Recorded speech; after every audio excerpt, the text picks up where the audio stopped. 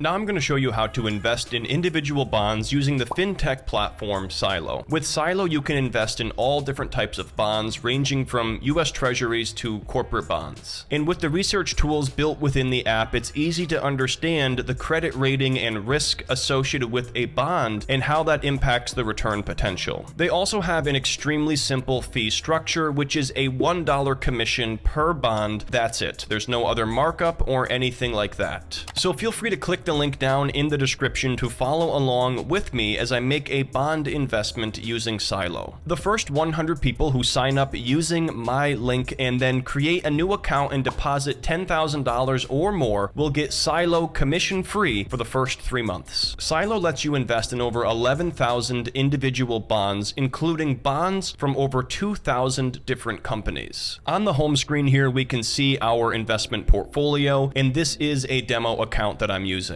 If you scroll down here to the income table, it shows you what your daily, monthly, and annual income would be from your bond portfolio held within Silo. In this case, it's $17.21 a day, $516.29 a month, or about $6,200 annually in terms of the interest payments from the bonds held in your portfolio. Below that, it shows you what you actually own within the bond portfolio. So this account owns a mixture of government bonds as well as corporate bonds here down below. If we click on one of these, like Microsoft, for example, this is going to show you all of the different Microsoft bonds that are held within this portfolio, each with a different maturity date. And then you can simply click on one of these to get more information. For example, the Microsoft bonds here with a February 2035 maturity is a quantity of 17. Now, if you wanted to hold on to these bonds until maturity, that's when you would get paid back your money and you would earn the interest in the meantime. Or if you wanted to sell those bonds early, you would simply click on the sell button in the corner and you could sell that Microsoft bond. Now, if we click over here and click on the person icon in the bottom right, this gives you a visual breakdown of your bond allocation within the Silo app. So for example, the big slice of this pie here, 78% of this is in cash. If we click here, we can see about 11.8% is in corporate bonds, and then about 7.3% is in government bonds, and this little slice here is the other category. So this can give you a really nice visual breakdown of your asset mix within the world of bonds. What we're going to do now is click on the search icon at the bottom middle to find our first bond investment. Now, directly below the search bar, you have top picks, which are going to be the most popular bond investments on the platform, but you can also click this button right here to toggle between different sectors. So for example, if we click into financial, we can see what are the top picks in terms of financial companies in terms of investing in their corporate bonds. So let's say, for example, we wanted to buy some American Express bonds. You would simply click on American Express, and the first thing I want to explain here is the 45 in the corner. So if we click into a maturity here that actually has bonds available, we can see that this has a 47, and this is your suitability score. When you open up an account with Silo, they're going to ask you a questionnaire, which is going to be used for this suitability score to determine whether or not these bonds are viewed as a good fit for your investment strategy. And at the very top, you can see different maturity dates for these American Express bonds. For example, right now we're looking at July 2024, but you can click through these and see how the rate changes based on the bond maturity date. And you can scroll all the way over here and go all the way out into 2033, for example, or 2029, where they have bonds available for purchase. The maturity date is when you're going to get paid back from your loan that you are giving out to that company or entity. But in most cases, when you're buying a bond investment, you're going to be buying it at a slight discount to the amount that you're getting repaid. For example, most corporate bonds are $1,000 per bond, but if you scroll down here, you can see the current bond price is $973.15. In addition to that discount, you're also paid the coupon rate, which is going to be your rate of interest, and then these combined together, the interest rate and the discount, give you this figure up top, which is going to be your estimated annual return from that bond investment. Now, you have a minimum quantity of 2 to invest in most of these corporate bonds. So if we click on the plus icon here, we can toggle the purchase quantity. And if we set that to 2, that would be a cost of $1,946.30. But keep in mind, upon that bond maturity, you would get paid back that full $2,000. In terms of the income that you would have have from this, it gives you the daily, the monthly, and the annual. So from those two bonds, you would have 30 cents per day, $8.85 per month, or 107.71 cents of annual interest income. If you scroll down here to where it says traits, we can see the bond rating, and this here is a BBB+, which means this is an investment grade bond. But if you're looking to find bonds with a certain criteria in mind, you can click the back button here and then click on this Explore tab, and this gives you multiple filters that you can deploy to look for specific types of bonds. So for example, if you were looking for a minimum coupon rate of 7%, you could set this at 7% and then make sure you're looking for corporate bonds, and at that point you would click on the Explore button. This led me to finding these Macy's bonds that are currently yielding 7.131%. However, you do want to keep an eye out for this little yellow sign right here that says junk, indicating that this is a junk bond based on their credit rating. We can see the bond rating is a BB+, which is just below the threshold for being investment grade, making this a junk bond. Now that doesn't necessarily mean that Macy's is going to default on their obligation to pay you back, but it does mean that there is more risk involved with their business, and that is why their credit rating is a little bit lower and the interest rate is higher. But let's say, for example, you were looking to invest in US Treasury bonds. What you would do from here is click on the back button twice, and then at this point you would go back to search and you would type in US, and this is going to give you the different options for the US Treasuries. We're going to click here on United States US bond, and it brings up this page right here, and just like before, you can toggle here through the different maturity dates for these bonds. Now this type of bond does have a minimum quantity purchase of 5, which is higher than the corporate bonds, which has a 2 minimum purchase. So if we click on the plus button here and toggle this to 5, we can see that would be a purchase amount here of just about $5,230. And again, you can scroll down here to the income section and see how much income you would be deriving in interest. When you're ready to go ahead and make a bond purchase, you're going to click on the blue earn button at the bottom, and it brings up the order ticket. Now, one tip that you might want to take advantage of is clicking on this gear icon and changing this over to a limit order, and then setting your limit price at 1 cent above the current ask price. So for example, the current ask price is $10.46 per bond. If we change that here to $10.46, the order is much more likely to be filled. That's because small orders for bonds are not always filled, but if you set that price 1 cent above the ask on the buy side or 1 cent below the bid on the sell side, your order is much more likely to go through immediately. Once you're ready to buy this, you're going to go ahead and click on the submit button, and just like that, we have placed this order here to buy 5 US bonds.